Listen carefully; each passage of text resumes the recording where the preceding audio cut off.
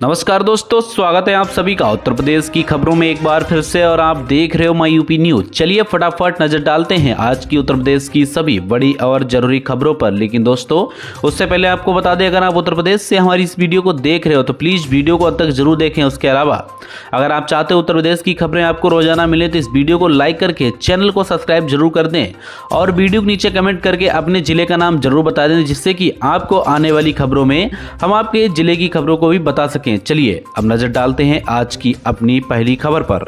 पहली खबर में बताएंगे, गोरखपुर में एम्स में 50 डॉक्टरों की भर्ती निकालने की तैयारी तेज। कई बार वैकेंसी निकालने के बाद भी है कमी।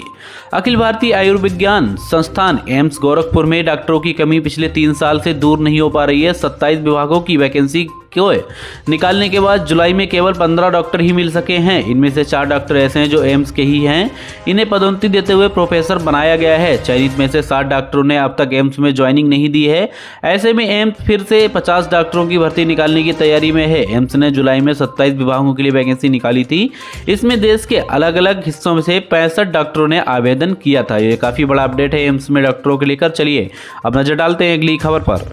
काशी विश्वनाथ के मंदिर में गर्भगृह के शिखर के पास आग लगने से हड़कंप। मंगला आरती के बाद हुआ हादसा। वाराणसी के काशी विश्वनाथ मंदिर में गर्भगृह के शिखर के पास गुरुवार भोर में आग से हड़कंप मच गया। शॉर्ट सर्किट लगी आग के कारण इधर उधर भक्त भागने लगे। हालांकि सेवादारों और पुलिसकर्मियों की सजगता से कोई हताहत नहीं हुआ है।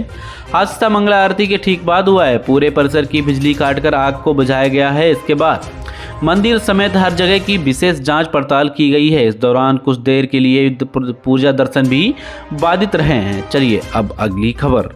नवरात्रि पर यूपी रोडवेज देगा बड़ी राहत। 4500 नई बसें आएंगी। ड्राइवर कंडक्टर की होगी भर्ती। उत्तर प्रदेश राज्य सड़क परिवहन निगम आने वाले नवरात्रि पर यात्रियों को बड़ी राहत देने वाला है। 4500 नई बसें आएंगी। 7000 बसें कुंभ में लगेंगी। 5000 इलेक्ट्रॉनिक बसों का टेंडर जारी हो गया है। इस संबंध में गुरुवार को रोडवेज के एमडी मासूम अली सरवर ने कई घोषणाएं की हैं। इनमें 10,000 महिला और पुरुष बस संचालक और 5000 चालकों की भर्ती नवरात्रि से शुरू करेगा। इसके अलावा बसें बेहतरीन व्यवस्था के साथ होंगी। तो ये काफ़ी बड़ा अपडेट है और बसें भी हाईटेक होंगी जिनकी लोकेशन यूजर अपनी मोबाइल पर देख सकेंगे। तो ये काफ़ी अच्छी खबर है नवरात्रि में। और उत्तर प्रदेश में तो ये बसें हमेशा काम आने वाली हैं। चलिए अब नज़र डालते हैं अगली खबर पर। तबादले के बाद भी नई तैनाती पर नहीं जा रहे थे अफसर। योगी सरकार का चला डंडा, 5 निलंबित। उत्तर प्रदेश की योगी सरकार ने लापरवाह अफसरों पर एक बार फिर डंडा चलाया है। तबादले के बाद भी नई तैनाती स्थल पर नहीं जा पा रहे 5 अफसरों को निलंबित कर दिया गया है। ये अफसर औद्योगिक विकास विभाग के हैं। जिन अफसरों पर गाज गिरी उनमें कैलाशनाथ श्रीवास्तव सहायक महाप्रबंधक यूपी सीडा, RK शर्मा प्रबंधक सिविल नोएडा, रामाश्रय गौतम वरिष्ठ principal civil Greater Noida, Gurvinder प्रको सिंह वरिष्ठ प्रबंधक ग्रेटर नोएडा, राजेंद्र भाटी उप प्रबंधक सिविल ईड़ा शामिल हैं। तो इनके नाम भी आपके सामने आ चुके हैं। चलिए अब नजर डालते हैं अगली खबर पर। उत्तर प्रदेश में 10,000 से ज्यादा पेंशनरों के लिए खुशखबरी। इस महीने खाते में आएंगे 50% भुगतान। जी हां, केंद्र सरकार ने उत्तर प्रदेश सहित देश भर के ग्रामीण बैंकों के पुराने कर्मचारियों अधिकारियों के लिए खुशखबरी दी है।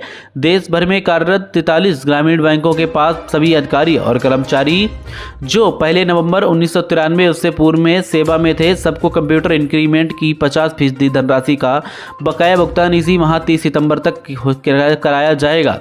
शेष 50% भुगतान मार्च 2025 तक किया जाएगा। इस संबंध में केंद्र सरकार ने गत दिवस अधिकारी सूचना जारी कर दी है। इसको लेकर उत्तर प्रदेश के आर्यव्रत प्रथम और बड़ौदा उत्तर प्रदेश ग्रामीण बैंक के लगभग 10,000 से सेवानिवृत्ति कर्मी और कुछ कार्यरत स्टाफ भी शामिल है। तो ये है काफी बड़ा अपडेट। चलिए अब नजर डालते हैं अगली खबर पर। भेड़िए के हमले से मरने वालों के परिजनों और घायलों से मिलेंगे अखिलेश यादव। 50-50 हजार की करी जाएगी मदद। समाजवादी पार्टी के राष्ट्रीय अध्यक्ष अखिलेश यादव ने लखनऊ में सपा कार्यालय पर मैसी क्षेत्र के भेड़िए हमले से पीड़ित परिजनों से गुरुवार को मुलाकात की। सपा प्रतिनिधिमंडल के साथ पीड़ित लखनऊ गए हुए थे। सपा मुखिया ने पीड़ितों के मुआवजे को लेकर योगी सरकार पर तंज कसा तो हमले के शिकार मृतकों और घायलों की आंकड़ेबाजी में खेल करने का आरोप भी लगाया है। सपा की ओर से मरने वालों की परिजनों को 50-50 हजार रुपए की आर्थिक सहायता दी गई। घायलों को 25-25 हजार रुपए की मदद भी दी गई। मृतकों में सायरा पुत्री साकिल उल्मा और छोटू पुत्र शकील को शासन की ओर से कोई मदद नहीं दी गई थी। उन्हें पीड़ित भी नहीं माना जा रहा था। तो ये काफी बड़ा अपडेट है अखिलेश यादव की तरफ से। चलिए अब नजर डालते हैं अगली खबर पर। मायावती का अब काशीराम की बाम सेब पर बड़ा दांव, चंद्रशेखर की काट या सपा की पीडीए को जवाब। उत्तर प्रदेश की दरकती जमीन को वर्ष 2027 में होने वाले विधानसभा चुनाव से पहले वापस पाने के लिए बसपा सुप्रीमो मायावती ने वर्षों बाद बाम सेब की पुनर्गठन का फैसला लिया है। हर जिले में बाम सेब का एक अध्यक्ष एवं 10 उपाध्यक्ष के साथ विधानसभा स्तर पर संयोजक रखे जाएंगे। इसके साथ ही 3 मंडलों पर बनाए गए सेक्टर की व्यवस्था को समाप्त करते हुए फिर से मंडलीय व्यवस्था लागू की गई है। हर मंडल पर एक मुख्य कोऑर्डिनेटर होगा और सहयोग में 3 से 4 कोऑर्डिनेटर रखे गए हैं। एक बार फिर से हर जिले में मुस्लिम ब्राह्मण भाईचारा कमेटियां बनाई जाएंगी। इसको लेकर आगे बढ़ाया जाएगा। मायावती इस कदम को समाजवादी पार्टी की पीडीए की काट और आजाद समाज पार्टी के अध्यक्ष सांसद चंद्रशेखर आजाद की काट के रूप में देखा जा रहा है। चंद्रशेखर में पिछले दिनों दिल्ली में दलित समुदायों के हजारों युवाओं का जामबाड़ा करके राजनीतिक विश्लेषकों को अपने बारे में सोचने पर मजबूर कर दिया था। चलिए अब अगली खबर।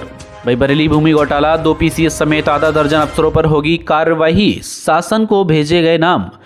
बरेली सितारगंज 4 लेन और बरेली रिंग रोड भूमि अधिग्रहण घोटाले में 2 पीसीएस, 2 तहसीलदार सहित कुल 6 अधिकारियों पर जल्दी गाज गिरेगी।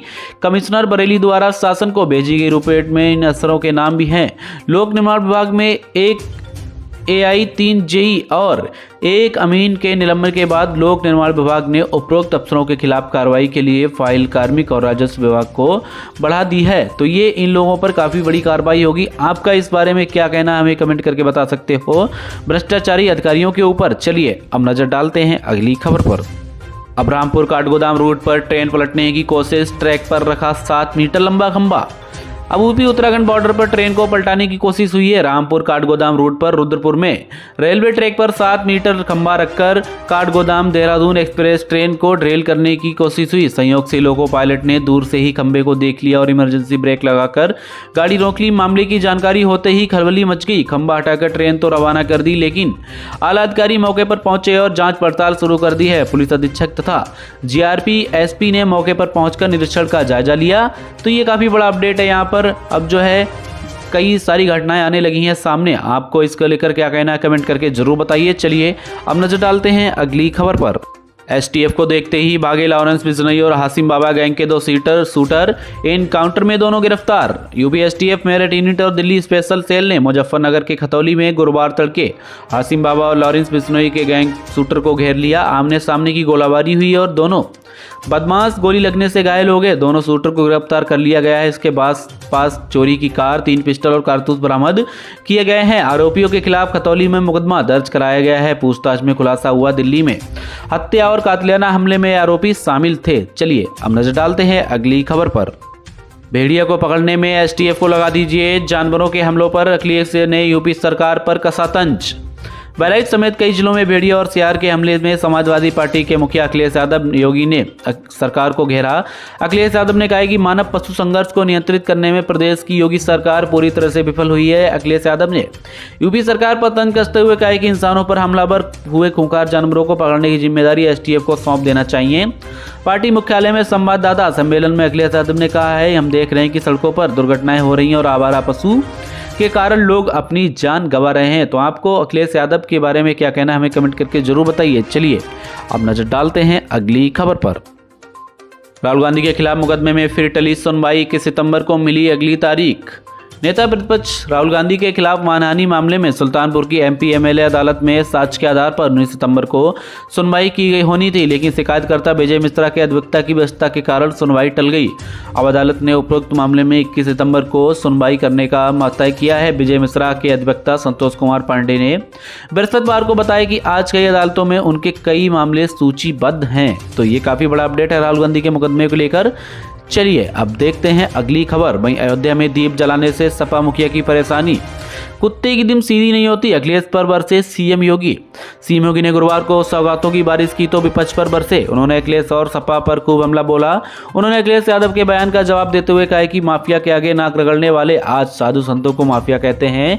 योगी ने कहा कि अयोध्या में दिया जलाने से सपा मुखिया और पाकिस्तान को परेशानी होती है। उन्होंने कहा कि जैसे कुत्ते की दम सीधी नहीं हो सकती, वैसे ही सपा के गुंडे कभी सीधे नहीं हो सकते हैं। तो ये सीएम योगी की तरफ से काफी बड़ा अपडेट आ चुका है अखिलेश यादव को लेकर। चलिए अब देखते हैं अगली खबर। भदोही पुलिस को चकमा देकर कोर्ट पहुंचे सपा विधायक जाहिद बेग, किया सरेंडर। नौकरानी की आत्महत्या मामले में फरार चल रहे सपा विधायक जाहिद बेग ने सरेंडर कर दिया है। सपा विधायक जाहिद बेग ने सीजीएम कोर्ट में सरेंडर किया है। लंबे समय से पुलिस उनकी तलाश में थी। भदोही के पुलिस को चकमा देकर विधायक जाहिद बेग कोर्ट में हाजिर हुए। बता दें कि बुधवार को ही पुलिस ने उनके बेटे को गिरफ्तार कर जेल भेजा था। वहीं कोर्ट में सरेंडर के बाद जाहिद बेग की गिरफ्तारी को लेकर पुलिस और वकीलों में झड़प भी हो गई, तो सपा विधायक ने सरेंडर कर दिया है। चलिए अब आज की खबरों में इतना ही, मिलते हैं अगली खबरों में। दोस्तों खबरें अच्छी लगी हो तो प्लीज़ वीडियो को लाइक करके चैनल को सब्सक्राइब करके जरूर जाइएगा। मिलते हैं अगली खबरों में, तब तक के लिए जय हिंद, वंदे मातरम। नमस्कार दोस्तों, स्वागत है आप सभी का उत्तर प्रदेश की